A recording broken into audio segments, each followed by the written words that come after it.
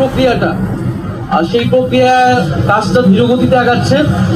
সঞ্চয়পত্র গণঅভ্যুত্থান অধিদপ্তর থেকে যে সঞ্চয়পত্র দেওয়ার কথা ছিল সেটি এখনো সকল শহীদ পরিবার পায়নি। মাসিক ভাতা দেওয়ার কথা ছিল, সেই ভাতা দেওয়াটি এখনো শুরু হয়নি। আমরা বলেছি যাতে দ্রুত সময়ের মধ্যেই প্রতিশ্রুতিকৃত সকল যে দাবি আর্থিক সহায়তা সহ পুনর্বাসনে সেই বিষয়টি যাতে নিশ্চিত করা হয়। দ্বিতীয়ত, শেখ হাসিনার আমলে হওয়া জাতীয় এবং স্থানীয় পর্যায়ে সকল নির্বাচনকে আমরা আনুষ্ঠানিকভাবে অবৈধ ঘোষণা করতে বলেছি।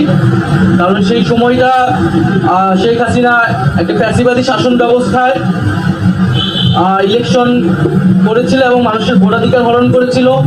রাতের ভোট হয়েছে, দামি নির্বাচনের ভোট, দামি প্রার্থীর ভোট হয়েছে। ফলে সেই নির্বাচনগুলো নিয়ে প্রশ্ন রয়েছে এবং এই নির্বাচনগুলোকে সেই সময়ের বিরোধী রাজনৈতিক দলগুলো বিভিন্ন সময় প্রত্যাখ্যান করেছে। ফলে আমরা মনে করি যে সেই নির্বাচনগুলো থেকে আবার সেই নির্বাচনগুলোকে আবার আদালতে নিয়ে যে এক ধরনের পরিস্থিতি তৈরি করা হচ্ছে। তো সেই বিশৃঙ্খলা এড়াতে সেই পূর্বের নির্বাচনগুলোকে আইনগতভাবেই অবৈধ ঘোষণা যাতে করা হয়।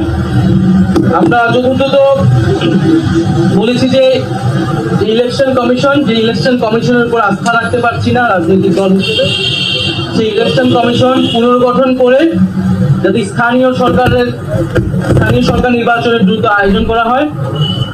এর ফলে নাগরিক সেবা যে দুর্ভোগটি হচ্ছে, নাগরিক সেবা পাচ্ছে না জনগণ, সেটি নিশ্চিত করা সম্ভব হবে। আর সর্বশেষ আমরা বলেছি যে জুলাই গণহত্যার বিচার এবং সংস্কার প্রক্রিয়া চলমান এবং সংস্কারের যে জুলাই সনদ ঘোষণা হওয়ার কথা এবং যে আমরা নির্বাচনের কথা বলছি, গণপরিষদ এবং আইনসভা নির্বাচন, এই তিনটি সমন্বিত একটি পরিকল্পনা, সুনির্দিষ্ট পরিকল্পনা বা রোডম্যাপ যাতে একত্রে সরকার ঘোষণা করে এবং আমাদের যে গণঅভ্যুত্থানের প্রতিশ্রুতি ছিল সংস্কার বিচার, সেটির মধ্য দিয়ে আসলে বাস্তবায়ন হওয়া সম্ভব। জুলাই মাসের মধ্যে জুলাই সনদ আসবে এরকমটা আশ্বস্ত আমাদেরকে করা হয়েছে। আমরা বলেছি যে বিচারটাও কবে শেষ হবে, কোন প্রক্রিয়া আগাবে এবং নির্বাচন যেটা জানুয়ারি থেকে ডিসেম্বর থেকে জুনের মধ্যে হওয়ার কথা, সেটারও একটা সুনির্দিষ্ট পরিকল্পনা যাতে সরকারের পক্ষ থেকে ঘোষণা করে। ওটা থেকে এই 5টি বিষয়ে আমাদের আলোচনা হয়েছে। আজকে আপনাদেরকে ডেকেছে সরকার, আসলে কেন ডেকেছে আজকে আপনাদেরকে?